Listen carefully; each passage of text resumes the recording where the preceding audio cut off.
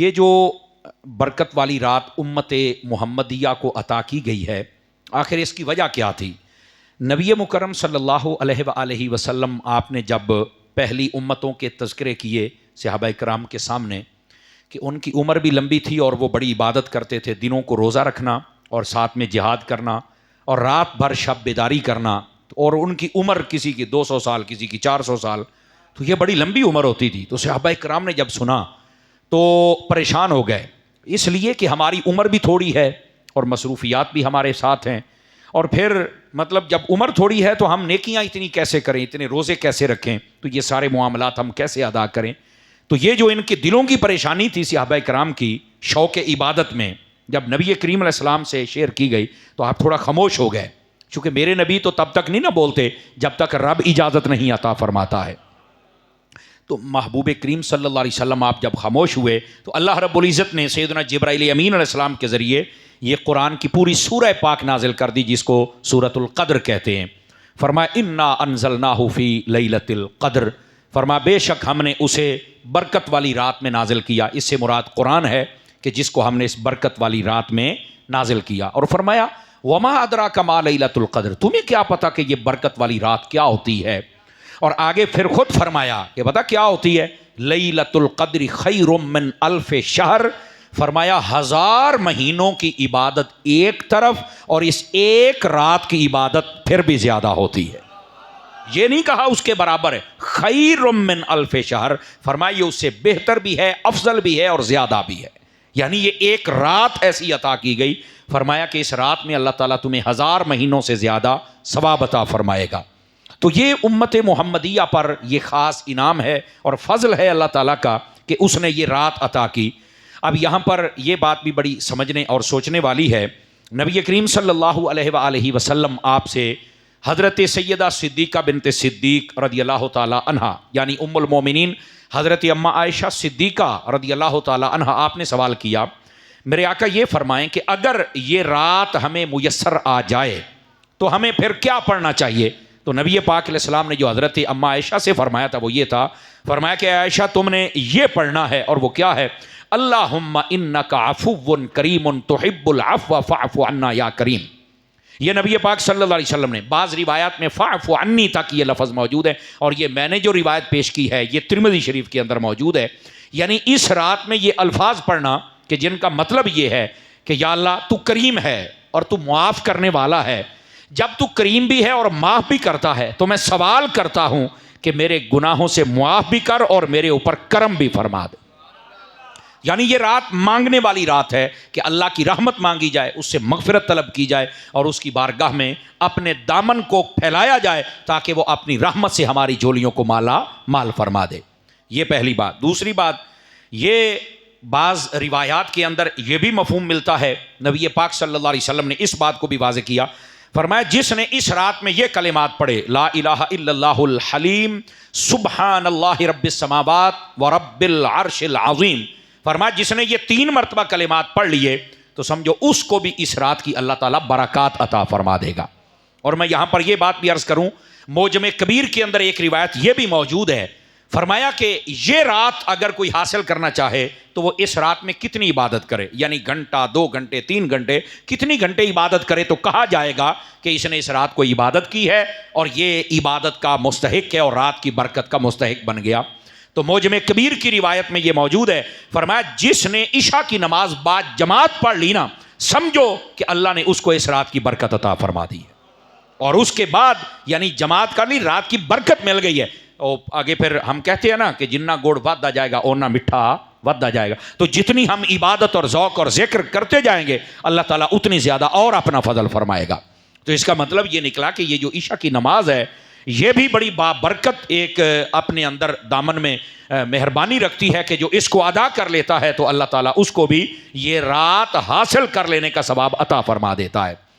لیکن یہاں پر یہ باتیں بھی توجہ طلب ہیں، نبی کریم صلی اللہ علیہ وآلہ وسلم آپ نے ارشاد فرمایا من قام لیلۃ القدر ایمانا و احتسابا غفر له ما تقدم من ذنبہ، بخاری شریف میں روایت ہے، فرمایا اس رات میں جو ایمان و احتساب کے ساتھ، ایمان کا مطلب جو ہمارا ایمان یقین کہ اللہ ہمارا وحدہ لا شریک ہے، اسی کی عبادت کرنی ہے، اور دل جمعی کے ساتھ بندہ اللہ کی عبادت کے لیے حاضر ہو جائے.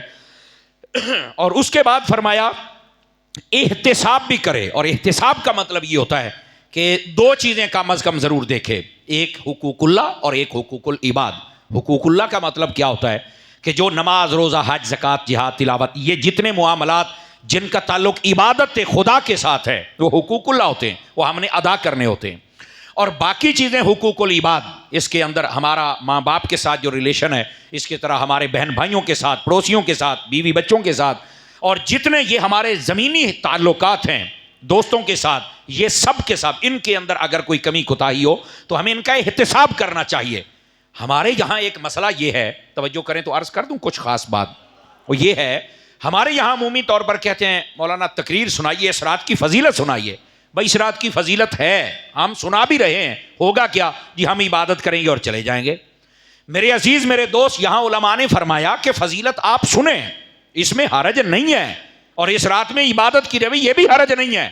لیکن اس بات کا حساب کون کرے گا کہ میری پچھلی جو نمازیں قضا ہیں وہ میں کیسے ادا کروں, اللہ سے کیسے معافی طلب کروں. جو ہمارے روزے چھوٹ گئے, جو زکوٰۃ دینے میں سستی کی ہے, جو فطرانہ دینے میں سستی کی ہے, جو تلاوت میں سستی کی ہے, وہ اس کا خمیازہ کیسے بھگتا جائے گا.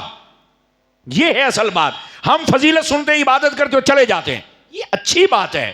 بھائی توبہ کے لیے دو چیزیں ضروری ہیں, ایک تو اللہ کی بارگاہ میں توبہ کر کے آئندہ گناہ نہ کرنے کا ارادہ ہو اور شرمندگی بندے کے اوپر طاری ہو, اور دوسرا یہ ہے کہ آپ جس سے توبہ کر رہے ہیں نا اس کا سارا حساب بھی آپ برابر کریں.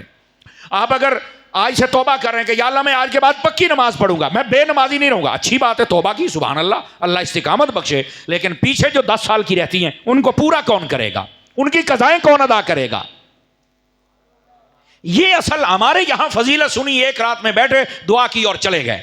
بھائی عبادت آپ کر رہے ہیں تو جو حقوق اللہ ہیں ان کو بھی ادا کیجئے, ان کی تلافی کے لیے بھی ہمارے پاس کوئی نہ کوئی پروگرام ہونا چاہیے, ہمارا ذہن ہونا چاہیے, ہمارے پاس پورا جدول اور شیڈول تیار ہونا چاہیے کہ ہم کیسے ادا کریں. اور اسی طرح ہم اگر توبہ کر رہے ہیں, یہ بہت اچھی بات ہے, اس سے بڑی کیا بات ہے کہ شیطان ذلیل و رسوا ہو جاتا ہے جب بندہ اللہ کی بارگاہ میں توبہ کرتا ہے. لیکن توبہ تو ہم کر رہے ہیں, کس سے, اللہ کی بارگاہ میں. بھائی توبہ ہم اللہ سے معافی طلب کر رہے ہیں, ستایا تو ہم نے اللہ کے بندوں کو ہے, اللہ کے بندوں سے معافی کون مانگے گا. دکھ تو ہم نے ماں باپ کو دیا, دکھ تو ہم نے بھائیوں کو دیا, پڑوسیوں کو دیا, ہم نے رشتہ داروں کو, اور آپ نے جتنے ماتحت ہے ان کو دیا ہے, مطلب ستایا ان کو ہے, معافی رب سے مانگ رہے ہیں. بھائی وہ معاف کرے گا, پر اس نے فرمایا ہے کہ معافی تب ہوگی جب تم میرے بندوں سے بھی معافی طلب کرو, وہ کہہ دیں گے تو میں رب تمہیں معافی عطا فرما دوں گا. تو اس رات کی میری جان فضیلت ہے, اس میں کوئی دوسری, اب یہ فضیلت کم ہے. نبی کریم صلی اللہ علیہ وآلہ وسلم آپ فرماتے ہیں جو اس رات میں ایمان و احتساب کے ساتھ عبادت کر لے, فرمایا اللہ رب العزت اس کے پچھلے سارے گناہ معاف فرما دیتا ہے. لیکن وہ ایمان اور احتساب پر بھی تو بات ہو نا, کہ ایمان کا مطلب یقین کامل, ٹھیک ہے, اور جو احتساب ہے اس کا مطلب پورا حساب لگایا جائے اپنا, کہ میری جو نمازیں, روزے, حج, زکوٰۃ رہتا ہے اس کو ادا کیا جائے اور ادھر توبہ کی جائے. اور اس کے بعد جو حقوق اللہ کے, حقوق العباد کے اندر غلطیاں ہیں ان سب سے معافی تلافی کی جائے, اور بعد کے اندر اپنے رب سے معافی طلب کی جائے. لیکن ہم ایک چیز کو دیکھتے ہیں دوسری کو نہیں دیکھتے. فضیلت اس رات کی ہے, لیکن ہمارا طریقہ کار بڑا عجیب ہے, طریقہ کار ہمیں درست کرنا چاہیے, تو پھر اس رات کی فضیلت ہمیں مل سکتی ہے. اور امید ہے جو مسئلہ میں عرض کرنا چاہتا ہوں آپ سارے سمجھ چکے ہوں گے. اور ان باتوں پر اسی واسطے علماء نے فرمایا کہ آپ کو جب بھی موقع ملے نا نوافل پڑھنے کا, نوافل اللہ کو بڑے پسند ہیں, لیکن یاد رکھیے ان نوافل سے بہتر یہ ہے کہ آپ اپنے ذہن سے سوچیں کہ میری پچھلی کتنی نمازیں رہتے ہیں, تو آپ پہلے نمازوں کی قضا ادا کر لیں. وہ جب قضا آپ دے دیں گے تو آپ کو اللہ تعالیٰ نفل پڑھنے کا بھی ثواب عطا فرما دے گا. ٹھیک ہے. اور اسی بات سے ایک بات اور بھی بتاؤں, جو نمازی ہیں آپ کو پتا پہلی سنتیں, بعد کی سنتیں اور نفل ہوتے ہیں, یہ پتا کس لیے ہوتے ہیں؟ یہ اس لیے بھی ہیں کہ یہ میرے نبی صلی اللہ علیہ وسلم کی سنت ہے.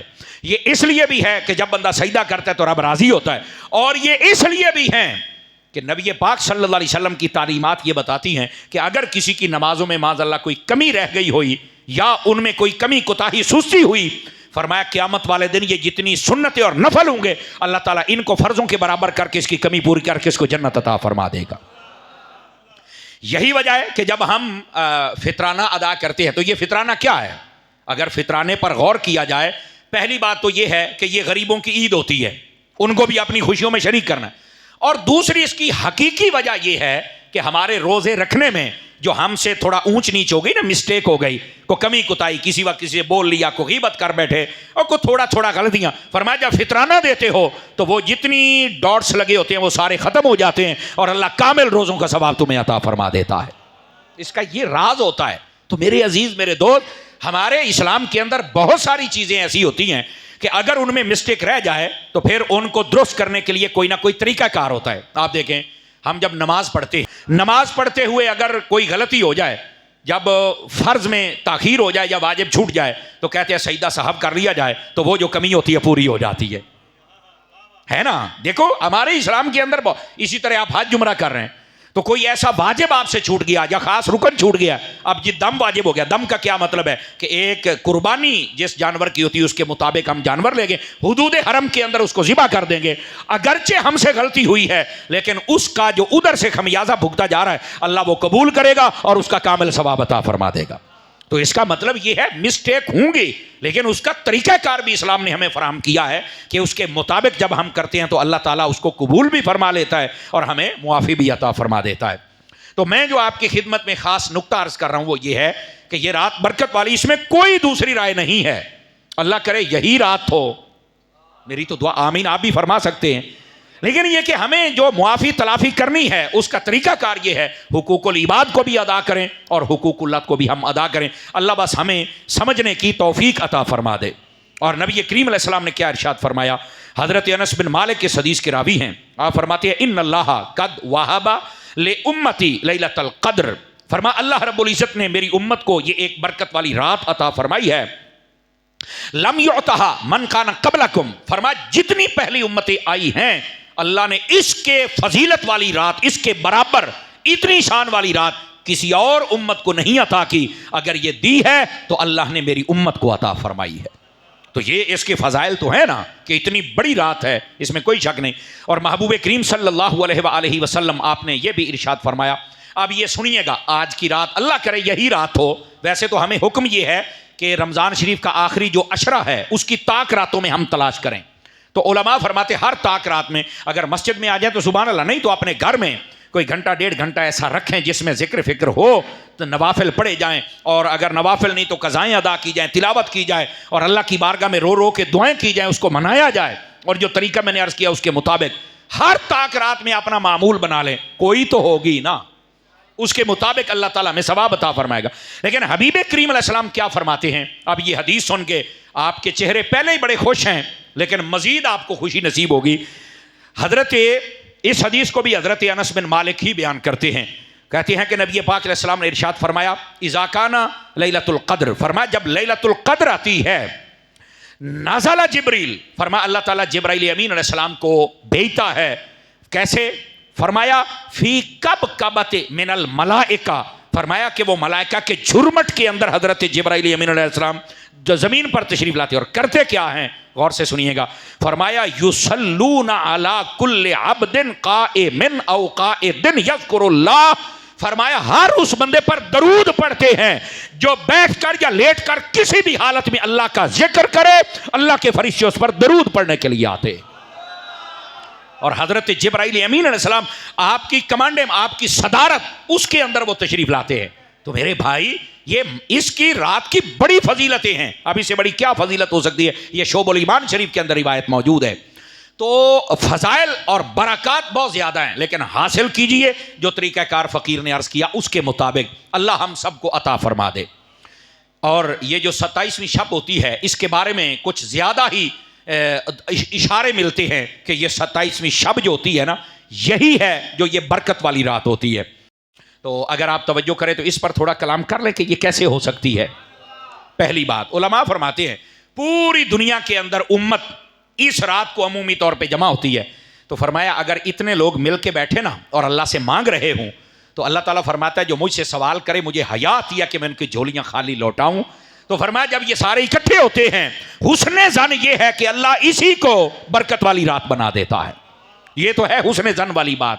دوسری بات فرمایا کہ قرآن مجید برہان رشید میں یہ جو سورۃ القدر آتی ہے نا، اگر آپ اس کو پڑھیں تو لفظ لیلۃ القدر اس کو ایک مرتبہ لکھے اور ہر لفظ کو الگ کر دیں، لام یہ لام اس طرح الگ کر دیں، تو لفظ لیلۃ القدر میں بنتے ہیں 9 حروف. کتنے حرف بنتے ہیں؟ 9. اچھا یہ آیا 3 مرتبہ، ایک مرتبہ لیلۃ القدر، پھر لیلۃ القدر، پھر لیلۃ القدر، اور ایک مرتبہ 9. 9 کو 3 سے ملٹیپلائی کریں تو کیا جواب آتا ہے؟ 27. تو کہا اشارہ یہ ہے کہ یہ جو لیلۃ القدر ہے یہ 27 کی شب ہوتی ہے. کہ یہ جو لفظ لیلۃ القدر ہے یہ 3 مرتبہ آیا. سب سے پہلے 5واں لفظ یہ بنتا ہے اور اس کے بعد 10واں. 10 اور 5 کتنا ہو گیا؟ 15. اس کے بعد پھر یہ 12ویں نمبر پہ آیا ہے. 15 اور 12 کتنے ہو گئے؟ 27. تو یہ 27 کی جانب اشارہ ہے. اور دوسری بات، یہ جو سورۃ القدر شریف ہے اس کے اندر اگر آپ دیکھیں تو یہ جو لفظ ہیجا ہے اور جس کو کہتے ہیں ہیجا حتی مطلع الفجر، کہ یہ وہ رات ہے کہ جس کا جب سورج طلوع ہوتا ہے تو تب تک فرشتے ہوتے ہیں. ہیجا اشارہ کہ یہ رات، یہ لفظ پوری گنتی کر لیں یہ 27واں لفظ یہ لفظ ہیجا بنتا ہے. تو یہ اشارہ بھی ہے کہ یہ رات 27ویں، اس کو ہیجا کہہ کر یہ اشارہ ہے کہ یہ رات، تو یہ جو لفظ ہیجا ہے یہ 27واں ہے. علماء فرماتے ہیں کہ یہ بھی 27ویں کی جانب ہی اشارہ کر رہا ہے. اچھا یہ دوسری بات. تیسری بات یہ ہے اس سورہ پاک کے اگر ایک ایک لفظ کو دیکھا جائے، ایک ایک 1 بائی 1 اگر اس کو حروف کو شمار کیا جائے، انا کا الف الگ، نون الگ، پھر الف، تو یہ ٹوٹل 114 حروف ہیں. اور اشارہ یہ ہے کہ قرآن مجید کی ٹوٹل 114 صورتیں ہیں. یہ اس کے اندر دیکھو کیسے کیسے راز پائے جاتے ہیں. اور پھر صرف یہاں تک یہ بات نہیں ہے، اس کے اندر اگر ایک ہوتا ہے حرف، ایک ہوتا ہے لفظ. حرف ہوتا ہے الگ الگ کر دینا جس کو الف با تا سا کی صورت میں، اور لفظ کا مطلب ہوتا ہے جیسے انا انزلناہ فی لیلۃ القدر، اس طرح شمار کیا جائے تو اس کے کل 30 لفظ بنتے ہیں. حرف 114 جو کہ 114 صورتوں کی جانب اشارہ کرتے ہیں، اور جو حرف ہیں وہ 30 ہیں، وہ قرآن کے 30 پاروں کی جانب اشارہ کر رہے ہیں. یہ سورۃ القدر اور اس کے اندر چھپے ہوئے جو راز ہیں میں وہ آپ کی خدمت میں عرض کر رہا ہوں. تو میں آپ کی خدمت میں بات عرض کروں کہ یہ جو رات ہے قرآنی اشارے بھی بتاتے ہیں کہ یہ 27 کی رات ہو سکتی ہے اور زیادہ چانسز اسی کے ہوتے ہیں. اور ویسے پہلی بات جو میں نے عرض کی وہ ذہن میں رکھیں، حسن ظن رکھیں، انشاءاللہ اللہ برکت عطا کرے گا. اور پھر اس رات کو جو لیلۃ القدر لفظ قدر کے ساتھ بیان کیا گیا، قدر بمعنی عزت بھی ہے، تو فرمایا کہ یہ اللہ کی بارگاہ میں بڑی عزت والی رات ہے. ٹھیک ہے. اچھا قدر کا معنی مقدار بھی ہے، تو فرمایا یہ رات وہ ہے جس میں اللہ تعالیٰ اتنی زیادہ مقدار میں اپنی رحمت نازل کرتا ہے اور بندوں کی بخشش کرتا ہے کہ جس کو فرشتے بھی شمار نہیں کر سکتا. یہ ہے قدر بمعنی عزت، تو یہ عزت والی رات ہے. اور یہاں صوفیاء نے ایک جملہ لکھا ہے، اس کو سن کے آپ کو لطف آئے گا. فرمایا قدر بمعنی عزت، صرف رات برکت والی نہیں، جو اس رات میں رب کی عبادت کرتے ہیں اللہ انہیں بھی عزت عطا فرما دیتا ہے. اور دوسری ہے مقدار. مقدار کا کیا مطلب؟ کہ اللہ تعالیٰ اس میں اپنی بہت زیادہ مقدار میں رحمت بھی نازل کرتا ہے اور اپنے بندوں کی بخشش و مغفرت بھی فرماتا ہے. یہ بمعنی مقدار ہو تو پھر اس کا یہ معنی. اچھا قدر کا ایک معنی تنگی بھی ہوتا ہے، تو قدر بمعنی تنگی لیا جائے تو پھر کیا مطلب ہے؟ تو پھر اس روایت کو لینا پڑے گا کہ محبوب کریم علیہ السلام نے فرمایا اس رات میں اتنے زیادہ فرشتے نازل ہوتے ہیں کہ زمین تنگ پڑ جاتی ہے. اللہ کے فرشتے زمین پر آتے ہیں اور لوگوں پر درود اور سلام پڑھ کے جاتے ہیں. آپ تفسیر روح البیان کو اٹھا کے دیکھیں اور یہی سورہ پاک اس کی ذرا تفسیر کو پڑھ کے دیکھیں. وہاں پر ایک ایسا عجیب نقطہ بیان ہوا. فرمایا کہ یہ جو فرشتے آتے ہیں یہ بھلا آتے کیوں ہیں؟ تو کہا کیا راز ہے اس میں؟ فرمایا جو بندے اللہ کے خوف سے اس رات میں رو رہے ہوتے ہیں نا، یہ فرشتے کہتے ہیں باری تعالیٰ ان کے آنسوؤں کا دیدار کرنے کی توفیق عطا فرما دے. یہ اللہ کے بندوں کے آنسو دیکھنے آتے ہیں، اور ہمیں کیا پتا کہ یہ آنکھ سے نکل جو اللہ کے خوف اور اس کی محبت میں نکلا ہوا آنسو ہے یہ کتنا قیمتی ہے. اس پر توجہ کیجئے گا ذرا. محبوب کریم صلی اللہ علیہ وآلہ وسلم آپ کے فرمان کے مطابق جس بندے کی آنکھ سے آنسو نکل جائے خوف خدا کی وجہ سے، فرمایا وہ آنسو پھر پورا نہ ہو. یار کمال یہ ہے پورا نہ ہو. فرمایا مکھی ہوتی نا مکھی، اس کے 2 ٹکڑے کر دو. مکھی تو پہلے ہی آنسو کے برابر ہے، لیکن فرمایا اس کے بھی 2 ٹکڑے کر دو. تو جو چھوٹا حصہ ہے اگر اس کے برابر تمہاری آنکھ سے آنسو نکل آئے تو فرمایا اتنا آنسو کا قطرہ جہنم کی آگ بجھا سکتا ہے اور تمہیں جنت میں داخل کر سکتا ہے. مطلب کتنا ایک عظیم عمل ہے جب بندہ اپنے رب کی بارگاہ کی جانب رجوع کرتا ہے. اور پھر آگے محبوب کریم صلی اللہ علیہ وآلہ وسلم آپ کی تعلیمات کے مطابق تو یہ جو رات ہے اس کی نشانیاں تک ہمیں بتا دی گئی. اچھا یہ بھی ایک سوال ہے کہ اس رات کی نشانیاں تو بتائی گئی, فضیلت تو بیان کی گئی, تو اس کو کلیئر کٹ کیوں نہیں بتایا گیا کہ یہی رات ہے؟ آپ اگر بخاری مسلم کا مطالعہ کریں نا اور قرآن کی تفاسیر اسی صورت کے تحت, تمام مفسرین نے لکھا نبی کریم صلی اللہ علیہ وآلہ وسلم آپ رات کنفرمیشن کے لیے, بتانے کے لیے آ رہے تھے کہ یہی وہ رات ہے. لیکن ہوا کیا, سامنے دو لوگ جھگڑ رہے تھے, اس جھگڑے کی وجہ سے محبوب کریم علیہ السلام کو روک دیا گیا کہ آپ نہ بتائیں. یہ جو جھگڑے ہوتے ہیں نا اللہ کی رحمتوں کو چھپا دیتے ہیں. علماء نے یہاں ایک نقطہ لکھا ہے, وہ فرماتے ہیں کہ جس گھر میں جھگڑا ہو جائے نا اس گھر میں پھر کبھی رحمت و برکت نہیں آتی, وہ رحمت چھپا دی جاتی ہے. میرے نبی کریم علیہ السلام نے ان کے بارے میں فرمایا پہلی امتیں جو برباد ہوئیں دو وجہوں سے برباد ہوئی ہیں. یا رسول اللہ وہ کیا کیا وجوہات ہیں؟ فرمایا پہلی وجہ آپس کے جھگڑے, اور دوسری وجہ زیادہ سوالات. ان چیزوں نے امت کو برباد کر دیا. یہ جو جھگڑے ہوتے ہیں نا, ان جھگڑوں کے ساتھ ساری روحانیت برباد ہو جاتی ہے. آپ دیکھو نا, جس کے ذہن میں یہ شک ہوگا بزرگ کوئی نہیں, بابے کوئی نہیں, صحابی لڑتے رہنے, اہل بیت لڑتے رہنے, بابے نے کوئی کام ہی نہیں کیتا, انہاں قرآن دی تفسیر ہی نہیں کیتی, یہ تو آپس میں جھگڑے ہی ہوتے رہے ہیں. آپ مجھے بتاؤ اس کا کیسے ضمیر زندہ ہوگا, کیسے وہ رب کی عبادت صحیح کر سکے گا, کیسے اس کو پتا چلے گا؟ وہ تو سب کو جب کھوکھلا سمجھ رہا ہے, اس کے تو اندر سے ہر چیز سارا سسٹم ہی اڑا دیا گیا. او دی تو ریم ہی اڑ گئی, اس کے اندر جو جتنا سسٹم تھا نا ساری ونڈو چنڈو اڑ گئی, فارغ فنش ہو گئی. خدا کے لیے یار, خدا کے لیے بات سمجھو. ہمارے دین میں شک نہیں, ہمارے دین میں یقین ہے. اور یہ 1400 سال سے مسائل بیان ہو رہے ہیں, کوئی نویں گل نہیں کہ ایک لفظ نو لے کے بھاج وگے جس کا ترجمہ کوئی سمجھا ہی نہیں ہے. اور ادھر دیکھیں, یہ بھی میں آپ کو آن کیمرہ بتا رہا ہوں تاکہ آپ سمجھیں. اس کو بھی ریسرچ کرنا کبھی, جب آپ اس پر ریسرچ کریں گے اور سرچ کریں گے تو آپ کو بات سمجھ آئے گی. مسلم شریف میں موجود ہے. نبی پاک کے صحابی ہیں جن کا نام حضرت جابر بن عبداللہ انصاری رضی اللہ تعالیٰ عنہ. آپ درس قرآن دے رہے تھے. یہ کہیں کہیں ایسے فتنے ہوتے تھے اس وقت, اب تو ہر گھر میں تقریباً ہے. تو ایک آپ جو درس قرآن دے رہے تھے مسجد نبوی میں بیٹھ کر, جابر بن عبداللہ انصاری جیسا صحابی, انہوں نے درس قرآن دیتے ہوئے نبی پاک صلی اللہ علیہ وسلم کی شان و عظمت کو بیان کیا, مقام شفاعت کو بیان کیا. سمجھ آ رہی ہے کوئی نہیں آ رہی؟ اور انہوں نے بیان کیا کہ نبی پاک صلی اللہ علیہ وسلم کے صدقے اللہ تعالیٰ امت کی بہت بڑی تعداد, جو روایتوں میں 70,000 تک کا لفظ ہے, بلا حساب اللہ تعالیٰ داخلہ جنت عطا فرما دے گا. تو ایک جوان بیچ میں سے اٹھ کے کھڑا ہو گیا. اس نے کہا میرا ایک سوال ہے, یہ آپ کیسے بات کر رہے ہیں؟ قرآن میں تو اور بھی لکھا ہوا ہے. اب اس نے بھی قرآن ہی پڑھا. ان کا کیا لکھا قرآن؟ وَإِن مِّنكُمْ إِلَّا وَارِدُهَا كَانَ عَلَىٰ رَبِّكَ حَتْمًا مَّقْضِيًّا. اللہ نے قرآن میں فرمایا کہ ہر بندے کے لیے حتمی فیصلہ ہے کہ اس کو پول صراط سے گزرنا پڑے گا, سارا حساب کتاب ہونا پڑے گا. تو آپ کہتے ہیں بلا حساب جنت میں جائے گا. اب وہ بھی تو قرآن پڑھ رہا تھا نا, اور صحابی رسول کے سامنے. تو جی ساڈے سامنے کو منڈا پڑھ دو, کیڑی گل ہے پتر, تواڈے وڑ کے پہلو بھی ہوندے ہیں. آپ سنو جواب کیا تھا.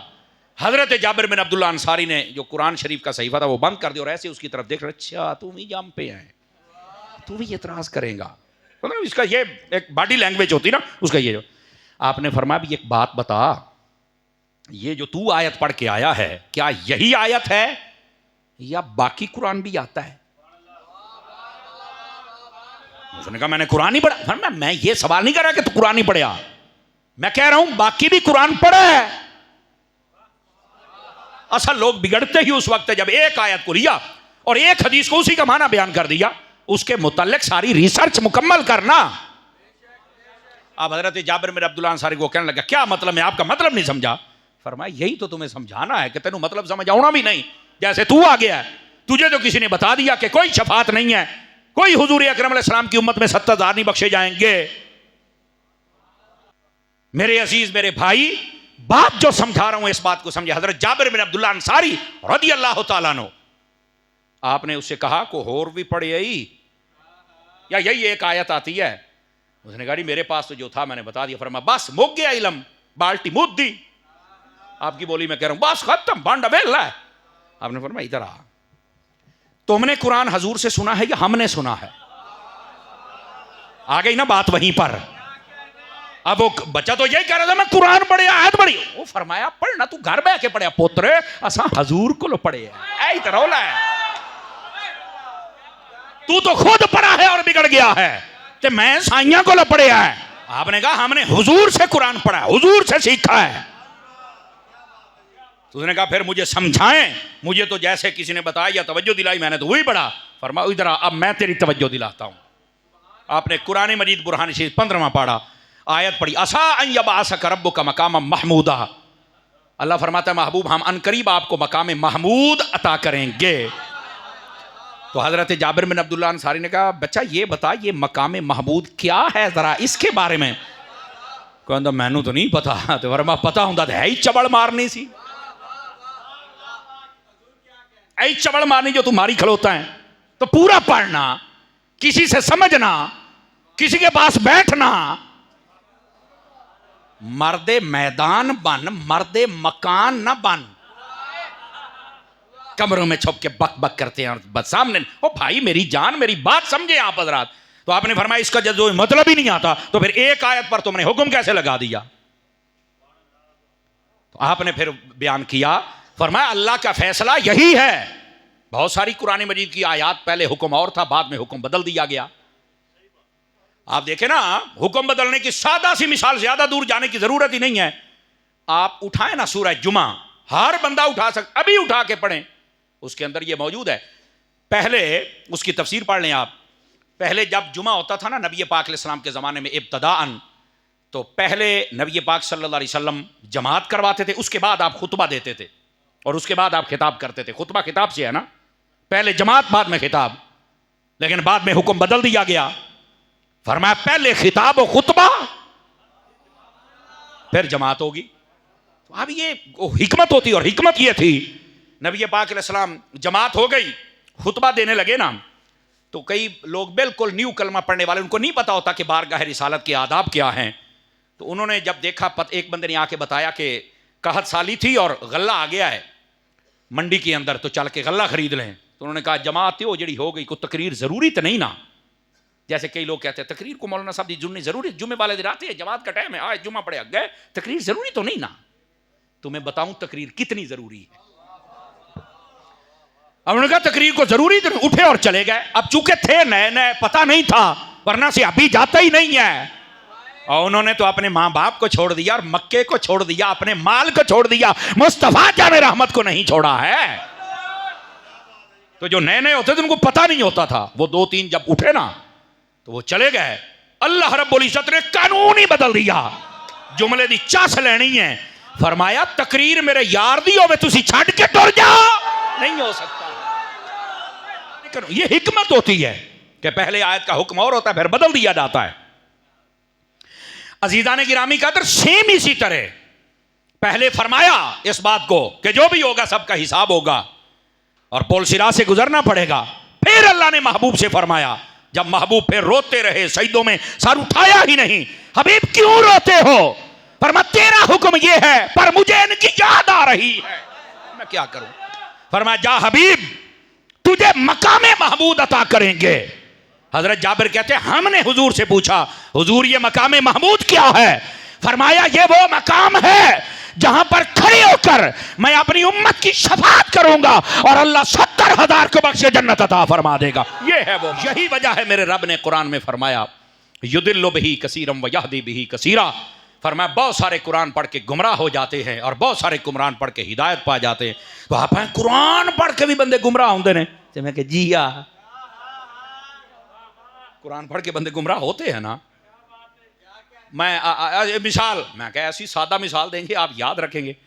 کئی بندے آج کل نمازیں نہیں پڑھتے اور یہ ڈبے پیر بھنگی چرسی نشئی ڈوم سارے نماز نہیں پڑھتے. بندہ پوچھے نا کیوں نہیں پڑھتے؟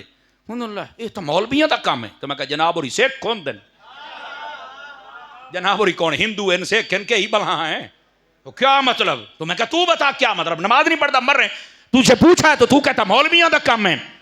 اللہ نے اب ہوں دیکھو قرآن پڑھ کے گمراہ کی میں اللہ نے قرآن میں اقیم الصلاۃ نماز قائم کرو. تم پڑھتے ہو میں قائم کیتی ہوئی, پڑھیا انہیں قرآن ہی ہے, کو تریش ہے نہیں سو پڑھی.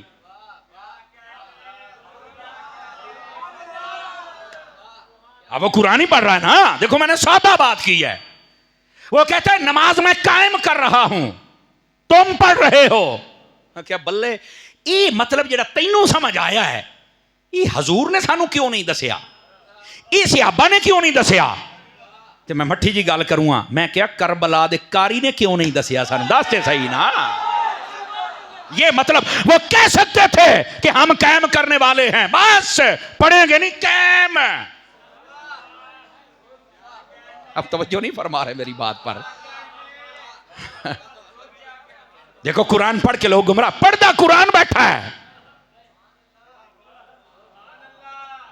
فَفْهَمْ فَتَدَبَّرْ, نکلیے اور اہل سنت کے پاس آ جائیے جن کے پاس خدا کی محبت بھی ہے, مصطفیٰ کا عشق بھی ہے, صحابہ کا پیار بھی ہے, آل رسول کا ادب بھی ہے, اور ولیوں کا دامن بھی ان کے ہاتھوں میں ہے. قسم خدا کی یہی ہیں جو کامیاب لوگ ہیں. موضوع جو بھی ہو آپ ہمارے ذمہ لگائیں, تیاری کر کے آئیں گے, آپ کو سنائیں گے, تمہیں چس آئے گی. حضرت جابر بن عبداللہ انصاری رضی اللہ تعالیٰ عنہ, آپ نے فرمایا اوئی آیت پڑھی, یہ بھی آئی بھی ہے, یہ بھی ہے. اس کا ترجمہ میں نے حضور سے سنا ہے. حضور پاک نے فرمایا کہ یہ وہ جگہ ہوگی جہاں کھڑے ہو کر میں اپنی امت کی شفاعت کروں گا. تو کہتے ہیں یہ تو مینوں پتہ ہی کوئی نہیں. تو میں اکثر جب میں کہتا نا بھائی یہ دا پتہ ہے, تو بندے کہتے یہ تو مینوں نہیں پتا. میں کیا پتا ہوندا تے سننی نہ ہوندا. تو میں اکثر کہتا پتہ ہی کوئی نہیں, تو مرتے کی بندہ گل کرے یار. دوستو بس اللہ رب العزت ہمیں سمجھنے کی توفیق عطا فرما دے. بات آپ کی خدمت میں یہ عرض کر رہا تھا کہ یہ وہ رات ہے کہ اس کے بارے میں کلیئر کٹ کنفرم کرنے کے لیے میرے حبیب تشریف لا رہے تھے. اور یہ مسئلہ کیسے پھر نہ بتایا, اس لیے کہ دو لوگوں کو جھگڑتے ہوئے دیکھا. یہ جھگڑا ہے جو اللہ کی رحمت پر پردہ ڈال دیتا ہے, رحمت نیچے رہ جاتی ہے. اس واسطے جھگڑے چھوڑ دیں, بالخصوص مذہبی جھگڑے, سیاسی جھگڑے, صحافتی جھڑتے, تجارتی جھگڑے, سفارتی جھگڑے, یہ چھوڑ دے میری جان. یہ چھوڑیں گے تو انشاءاللہ خیر ہی خیر اور برکت. اپنے بیوی بچوں سے مت جھگڑیں, اپنے بہن بھائیوں سے مت جھگڑیں, اپنے ادارے کے اساتذہ سے, اپنے جتنے بھی کلیگ ہیں ان سے مت جھگڑیں. ذہنی طور پر بھی پریشان رہو گے اور ساری کی ساری برکت بھی چھپ جائے گی, اس کا کوئی فائدہ ہی نہیں ہے. جھگڑے سے دور رہیے. جتنا ٹائم جھگڑے پر صرف کرنا ہے حضور کی ذات پہ درود و سلام پڑھ لیا کیجیے. تو دوستوں میں بات یہ عرض کر رہا ہوں کہ یہ جھگڑے کی وجہ سے سب کو چھپا دیا گیا. جھگڑوں کو نکالو, ٹائم ہی کوئی نہیں. میں اپنے آپ کو ساڑی رکھنا ہے, پریشان رکھنا ہے, اس کا فائدہ ہی کیا ہے؟ چھڑ دیو بس. اور ہمیں سیدھا سا زیادہ سوال جھگڑے نے کیا کرنا ہے, فرمایا کلمہ پڑھ کے نبیوں ولیوں دے پیچھے ٹور, صراط مستقیم یہی ہے, اللہ والوں کے نقش قدم پر چل پڑو. تو اس کا ترجمہ میں اب کرنے لگا ہوں, ذرا لطف لیجئے گا. کلمہ پڑھ کے نبیوں ولیوں کے پیچھے چلنا ہے, پیچھے پڑھنا نہیں ہے. بات کو سمجھیے ذرا. تو بزرگوں کے پیچھے چلنے کا حکم ہے, پڑھنے کا نہیں. اللہ اللہ خیر سر, نقطہ میں نے دے دیا. دیکھو کیڑا چلتا ہے کیڑا پڑھتا ہے. جو پڑھ جائے اس کو چھوڑ دو, جو چل پڑے اس کے پیچھے چل پڑو. یہ رات برکت والی ہے, فضائل سب کچھ میں نے آپ کو سنائے, لیکن اس کی کچھ نشانیاں ہیں جن کو بیان کیا گیا ہے. اب وہ نشانیاں روایات سے لی گئی ہیں, یہ کوئی ہمارے گھڑے ہوئے اصول اور قواعد اور ضوابط نہیں ہیں, باقاعدہ طور پر روایات میں ہے. توجہ سے سنیے گا. فرمایا اس رات کی خاص نشانی, سب سے بڑی نشانی رمضان شریف کے آخری عشرے میں ہوگی. دوسری نشانی تاک راتوں میں ہوگی. تیسری نشانی فرمایا کہ یہ راحت بخش پرسکون بالکل تلخی اور ترشی والی رات نہیں ہوگی. یعنی آپ کو محسوس ہوگا ہوا بھی مٹھی مٹھی ہے, بڑی محبت. بلکہ صوفیاء نے یہاں تک لکھا ہے, فرمایا اس رات میں تمہیں محسوس ہوگا یار میں تھوڑا نا عبادت کروں, کو اللہ کو یاد کروں, کوئی ذکر کروں, کوئی تلاوت کروں, تمہارا جی چاہے گا. مقناطیس ہوتا ہے نا, اس کے سامنے مقناطیس کی کھنچتا ہے, تے جے پٹھا ہو جاوے تو بھج وگدا ہے اگو لگ کے. اے جڑے عبادت تو بھجدے ہی نہیں نا, انہاں دا مقناطیس پٹھا ہے اگو لگ کے بھج وگدے ہی نہیں. پتہ نہیں میری بات آپ سمجھے کہ نہیں سمجھے. یہ ایمان کا مقناطیس سیدھا لوال ہو, چنگی گل ہے. تو یہ مقناطیس اگر ایمانی سیدھا ہوگا نا تو یہ رات آپ کو اٹریکٹ کرے گی, کھینچے گی, اس کے اندر اٹریکشن ہوگی. تو جی مقناطیس پٹھا ہویا تو سنا, مجھے تو کہیں حدیث میں ملا ہی نہیں اس رات میں عبادت کرنا, یہ تو جائز ہی نہیں, یہ تو حضور پاک کے زمانے میں تھا ہی نہیں, لہذا میں تو مانتا ہی نہیں. میں کہا مقناطیس پٹھا ہے واجب اگے اگو مقناطیس پٹھا ہو اینج کرو اگو بھیدا بھیدا ایسے ہوتا ہے کہ نہیں ہوتا یار؟ وہ زدہ رکھو. یہ اصل بات کہہ رہا ہوں. عبادت اللہ کی ہو رہی ہے اور تکلیف ہے اس بندے نے ہوندی پئی. او یار کیا بلا ہے تو. شیطان کو تکلیف ہونی چاہیے, بندے کو خوش ہونا چاہیے. آپ دیکھو نا لوگ جب نائٹ کلبوں میں جاتے ہیں شرابیں پیتے ہیں, کسی کے ایسا جو عبادت سے روکنے والا بے حیا, کسی کے پیٹ میں مروڑ نہیں اٹھتا, وہ نہیں بولتا, زبان گونگی ہو جاتی جی میں لکوا ہو گیا ہوں. اس وقت بھی تو بولنا کہ یہ بے حیائی کا کام. چپ نے کرے نہیں, وہ ان کی اپنی مرضی ہے. شراب پین زیادہ نہیں ان کی اپنی مرضی, عبادت ساڑی مرضی نہیں ہو سکتی. بات کو سمجھنے کی کو یار اللہ بات ہمیں سمجھنے کی توفیق دے دے یار. تو اس واسطے مقناطیس پٹھا نہیں سیدھا کار. تینوں کو مارا جا پتہ لگے حضور دی محفل ہے, تینوں بسترے تے نیندر نہ آوے, حضور دا ذکر سن.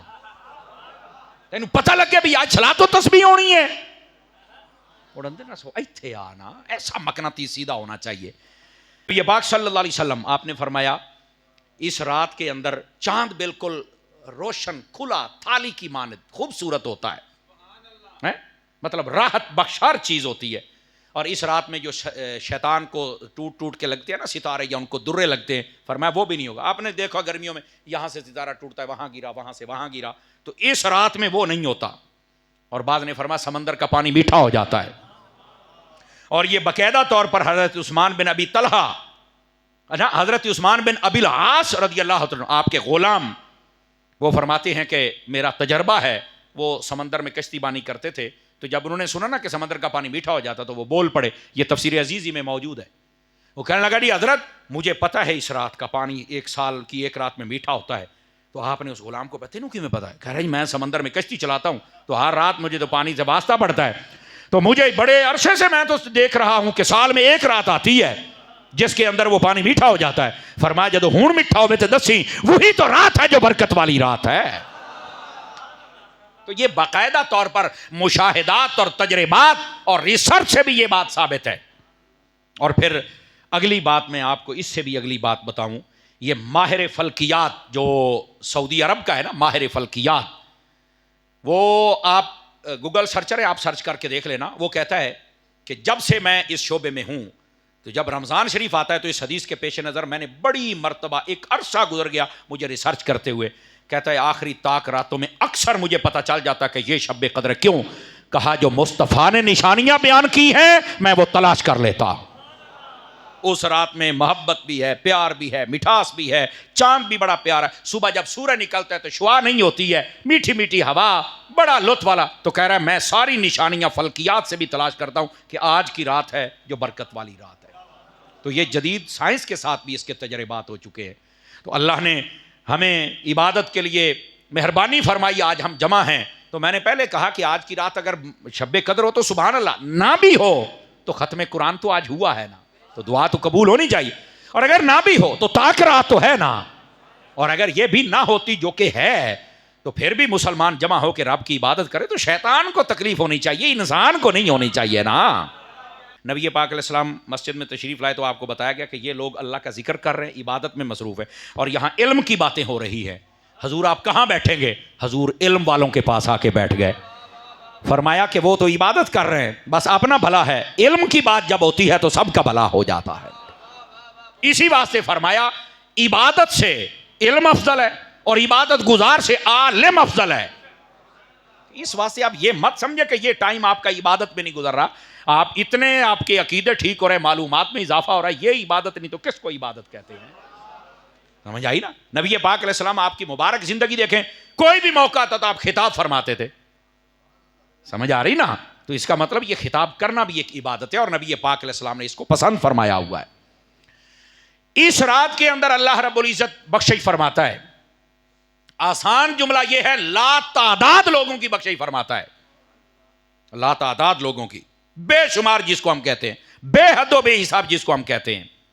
لیکن فرمایا کچھ بندے ہیں کہ جن کی اللہ بخشش نہیں فرماتا. تو پوچھا گیا وہ کون کون سے لوگ ہیں؟ تو فرمایا سب سے پہلے جو شراب کا عادی ہو, بدکاری کا عادی ہو, رشتے توڑنے والا ہو, نجومی, ماں باپ کا نافرمان, جادوگر, تکبر کی وجہ سے اپنے پائنچے زمین سے نیچے لٹکانے والا، فرمایا ان کی بخشش نہیں ہوتی ہے۔ اپنے اندر سے اللہ نہ کرے کسی میں خدا نہ خواستہ کوئی یہ حرکت پائی جائے تو اپنے اندر سے یہ حرکات کو نکال دینا چاہیے۔ میں نے پہلے آپ کو کہا فضائل ہم سنتے ہی عبادت کر کے چلے جاتے ہیں، لیکن جہاں جہاں ہمارا وائرس ہے نا، وہ وائرس ہم نہیں نکالتے۔ اینٹی وائرس سارا نکال دیں، اسلامک وائرس انسٹال کر لیں، فٹ ہو جائے گا۔ اور اس کا یہی طریقہ ہے، ایسی راتوں کو ڈھونڈیں، عبادت کریں، اللہ کی رضا کو حاصل کریں، خیر ہی خیر اور برکت ہی برکت ہو جائے گی۔ میرے عزیز، میرے دوست، یہ جو شب قدر کو چھپایا گیا ہے نا، اس میں اور بھی ایک راز ہے۔ ایک تو جھگڑے والا ہے، اور بھی راز علماء نے لکھے ہیں۔ پھر فرماتے ہیں کہ اگر شب قدر واضح ہوتی اور کوئی عبادت نہ کر سکتا تو وہ برباد ہو جاتا۔ امت مصطفیٰ پر شفقت کی گئی کہ اگر یہ رات چھپ گئی ہے اور یہ اس کا ادب نہیں کر سکا تو ظاہری طور پر اس کو افسوس نہ ہو کہ میں کیا کر بیٹھا ہوں، اور اگر اس رات کو واضح کر دیا جاتا تو دوسرا یہ تھا کہ لوگوں نے پھر پورا سال سست ہو جانا تھا۔ ایک رات ہے نا، محنت کرو تو بس ٹھیک ہے جی۔ جیسے کسی بچے کو پتا چل جائے کہ میرے پیپر میں یہ 5 سوال ہیں، اس نے کتاب کس چیز کی پڑھنی ہے یار، وہ یاد کرو بس، صلی اللہ خیر صلی۔ تو اسی طرح چھپا دیا، فرماؤ نہ بھی فرض بھی گیا تو سارا کوئی گیا، تو یہی رات ہے، عبادت کرو تو چل ٹھیک ہے۔ اس لیے فرمایا کہ اس کو ہم نے چھپا دیا۔ اور پھر اگلی بات فرمایا، اس کا چھپانے کا ایک مقصد یہ بھی تھا کہ لوگوں میں جستجو رہے کہ یار یہ کون سی رات ہو سکتی ہے، نہ جانے یہ، نہ جانے یہ، نہ جانے یہ۔ تو یہ جب جستجو کر کے عبادت کرنے آتے ہیں نا، تو اللہ پھر فرشتوں کے سامنے فخر فرماتا ہے کہ دیکھو میرے بندے تلاش کر رہے ہیں اور ذوق رکھتے ہیں کہ ہمیں یہ برکت والی رات ملے اور اللہ ہم سے راضی اور ہماری بخشش و مغفرت ہو جائے۔ اور یہ بہت ساری چیزیں اللہ نے چھپائی ہوئی ہیں۔ اسم اعظم آپ نے سنا ہوگا کہ اللہ کے اسم اعظم کا جس کو علم ہو جائے یا جو اس کا عامل ہو جائے کمال، اللہ نے جو اپنا اسم اعظم ہے وہ اپنے باقی صفاتی ناموں میں چھپا دیا ہے۔ اس طرح جو اللہ کے ولی ہیں اللہ نے اپنے باقی بندوں میں چھپا دیے ہیں۔ ولی کو تلاش کرنا کو سوکھا ہوتا ہے، وہ اپنی زبان سے تھوڑی بتائے گا، تلاش آنکھ چاہیے جس کے بعد بندہ پہچان سکتا ہے۔ اسی طرح جمعے والے دن عبادت ایک گھڑی ایسی ہے جس میں دعا قبول ہوتی ہے، اللہ نے پورے جمعے والے دن میں چھپا دیا اس کو، سمجھ آئی؟ یہ برکت والی رات اللہ نے رمضان کی آخری راتوں میں چھپا دیا اس کو۔ بہت ساری چیزیں ہیں جن کو چھپایا گیا، پریشان نہیں ہونا چاہیے۔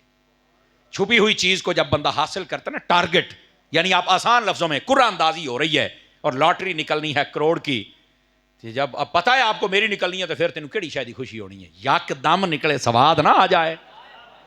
اس لیے یہ سمجھو قرآن اندازی ہوتی ہے، کسی کا بھی وہ رات والا نام نکل سکتا ہے۔ بس اللہ ہمیں توفیق عطا فرما دے۔ جو کچھ میں نے بیان کیا اللہ تعالی ہمیں یاد رکھنے اور عمل کرنے کی توفیق عطا فرما دے۔